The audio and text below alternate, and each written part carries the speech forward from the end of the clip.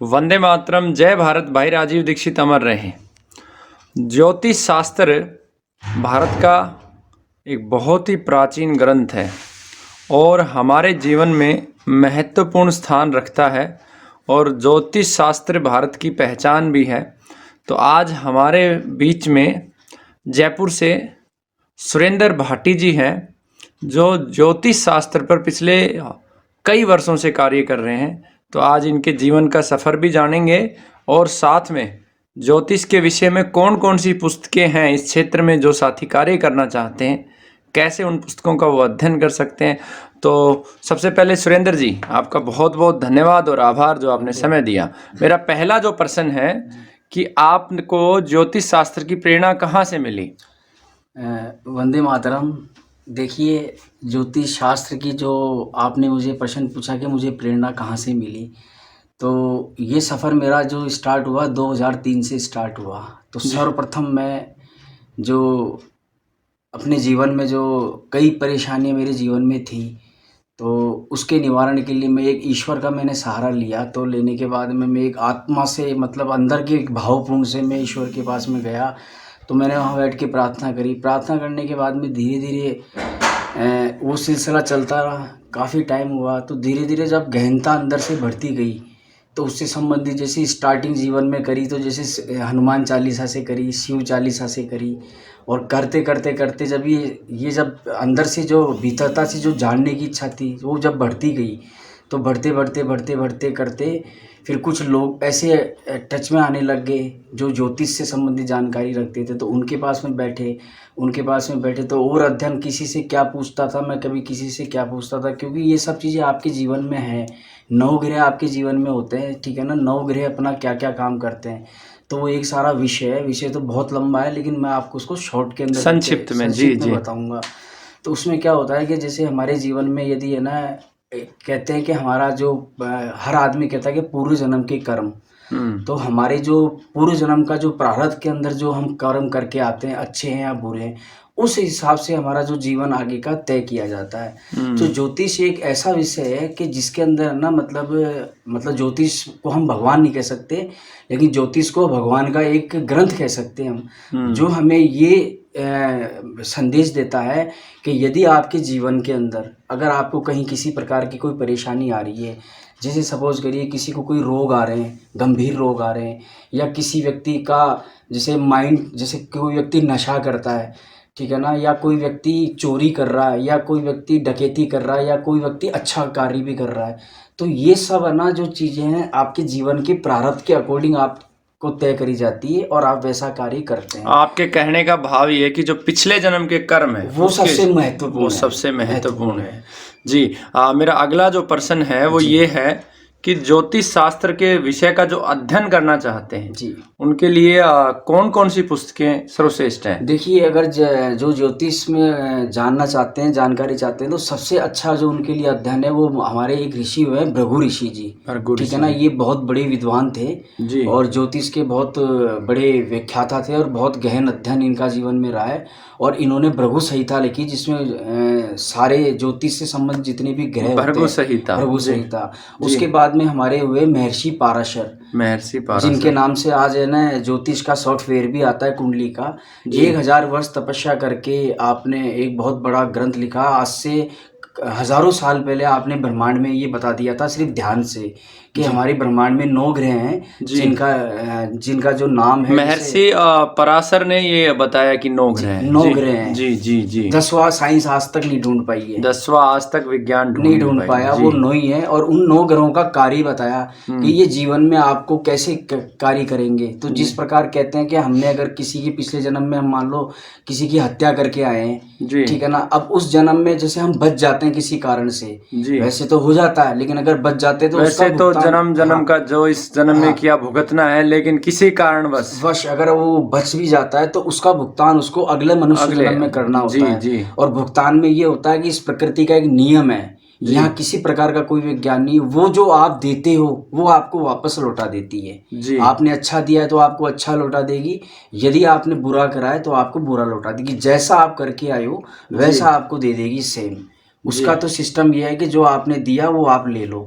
ये हमारे प्रकृति का जो है सिस्टम बना हुआ है। अब उसमें क्या होता है, जैसे आप देख रहे हैं, हाँ हाँ, जैसे आप अच्छा। देख रहे हैं, जैसे आज मैं आपको इतिहास के वजह से रावण थे, रावण एक बहुत बड़ी विख्यात एक वो रहे हैं, ठीक है, विद्वान रहे हैं और उनका नाम पंडितों में उनका बहुत बड़ा नाम आता है कि ज्योतिष शास्त्र में उन्होंने अपना खुद का एक शास्त्र लिखा जो रावण संहिता के नाम से ये आप देख सकते हैं। अच्छा, स्वयं जी, रावण के द्वारा ये रचित और ज्योतिष शास्त्र में कितना महत्वपूर्ण है, क्योंकि इस विषय का हम तो अध्ययन करते नहीं है। देखिए, ज्योतिष खातिर इतना महत्वपूर्ण है कि ज्योतिष एक ऐसी चीज है जिसका मैं आपको संक्षिप्त बता देता हूँ विवरण क्या है। आप हमें 5 पुस्तकें बताएं ज्योतिष शास्त्र की जो सर्वश्रेष्ठ हैं। हाँ, एक तो भृगु संहिता, जी, भृगु संहिता, एक भृगु संहिता और एक ये रावण संहिता, रावण संहिता, एक इसके अलावा ना कुछ लोग और हुए हैं हमारे, पराशर, ऋषि पराशर, हुए, 3 हो गए जी, 3 हो गए, ठीक है।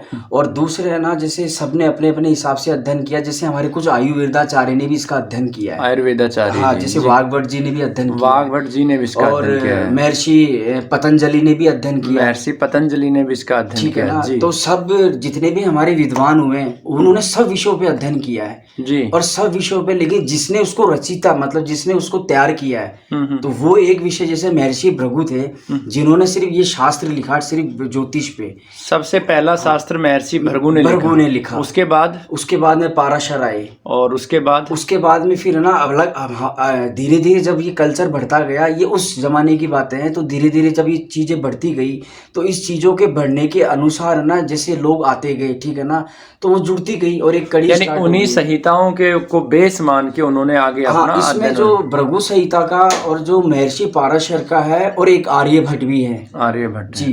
तो ये 3 विशेष ज्योतिष के प्रख्यात जो विद्वान उत्पन्न करता जो रहे, ये 3 जो रहे, बाकी समय समय से आते रहे लोग बाग, उन्होंने अपने हिसाब से अध्ययन किया है। जैसे हमारे यहाँ पे कुछ ऐसे साधक भी हुए हैं, ठीक है ना, जैसे लाल महाराज हुए हैं एक जयपुर के अंदर, जिन्होंने एक लाल किताब के नाम से एक ना ग्रंथ लिखा, लाल आप ये देख सकते हैं, लाल किताब है, ये भी ज्योतिष शास्त्र के ऊपर है, ये पूरा ज्योतिष शास्त्र के ऊपर लिखा हुआ है, ठीक है ना। आपके जीवन के अंदर जो भी घटना हो रही है, मतलब मैं आपको इतनी बड़ी बात बताता हूँ, जो भी आपके जीवन में घटना हो रही है, यदि आपके पैर में अगर कोई कांटा भी लग रहा है तो वो भी ईश्वर की ही मतलब उससे लग रहा है, मतलब आदेश से लग रहा है। अब उस कांटा लगने के पीछे भी आपका कोई कर्म है, कारण है, मतलब जो कुछ हो रहा है आपके जीवन में सिर्फ कर्मों का फल है। जो जैसे कर्म हम करेंगे, जो अच्छे करेंगे उसका अच्छा भुगतान है, जो बुरा करेंगे बुरा। तो आपका बहुत बहुत धन्यवाद सुरेंद्र जी। एक बात और बताऊंगा मैं भाई जी, आप करते हैं कि किसी के पूजा के नाम पे, किसी से कोई दान के नाम पे कई पाखंड चलता है, लेकिन मैं आपको ना आपके चैनल के माध्यम से एक संदेश देना चाहता हूँ। ईश्वर हमें 2 प्रकार की व्यवस्था कर रखी है उसमें। वो कहते हैं कि या तो आप न सुधर जाइए, जो आपके जीवन में गलत, आप अपने आप को मंथन करो कि आप में क्या क्या गलतियां हैं, आप कैसी सोच रखते हैं, आप कैसा व्यवहार रखते हैं, आप कैसे लोगों में बैठते हैं।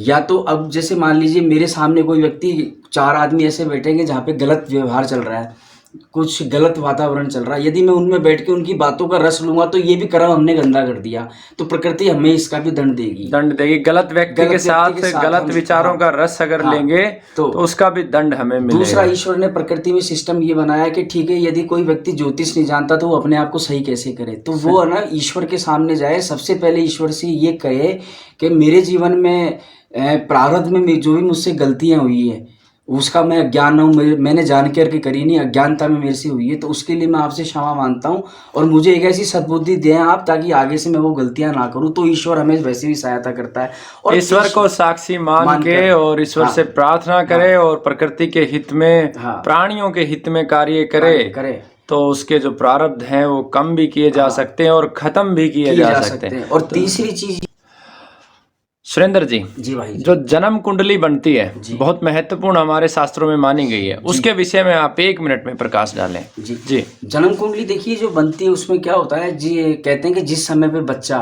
पैदा होता है उस समय पे एक ऐसी विधि, एक ब्रह्मांड में एक स्थिति बनी होती है, ये पल पल बनती है, पल बनती है जी, पल बनती है। तो उस स्थिति के अंदर उस समय में जैसे मान लो किसी बच्चे का जन्म दोपहर में 2:30 बजे आया है, तो 2:30 बजे ब्रह्मांड में जो ग्रहों की स्थिति चल रही होगी उस हिसाब से उसका जीवन व्यस्त होगा कि ये आगे क्या करेगा। और उस समय चंद्रमा जिस राशि में होगा वो उसकी राशि कहलाएगी। सपोज करो जैसे किसी की है ना जिसका किसी का नाम सुरेंद्र सिंह है, जैसे सपोज करो, तो सुरेंद्र सिंह, जैसे मेरा नाम सुरेंद्र सिंह है, तो मेरी जन्म पत्री उस हिसाब से बनी हुई है जो नक्षत्र होने चाहिए। जी। तो उस समय मेरा जन्म जब हुआ 11 तारीख का मेरा जन्म था, अगस्त का 1976 का, और उसमें मेरा जो है जो समय था वो 11 बजे का था। उस टाइम पे चंद्रमा कुंभ राशि के अंदर था, तो मेरी कुंभ राशि हुई।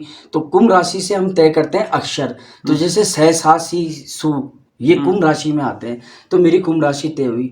तो ये इसमें ज्योतिष में इस तरीके से अगर इसमें नाम कोई व्यक्ति स की जगह पैसे निकाल ले तो उसका क्या प्रभाव होता है जीवन में? उसका ये प्रभाव होगा, देखिए अगर आपने जैसे है ना, आपके जैसे मान लीजिए मेरा नाम सुरेंद्र सिंह से निकला है, अब मेरे घर वालों ने अकस्मात अज्ञानता के कारण वो नाम है पैसे रख दिया है, तो अब मुझ पे क्या होगा, जैसे सह शनि का जो ग्रह होता है वो शनि होता है, एस नाम का।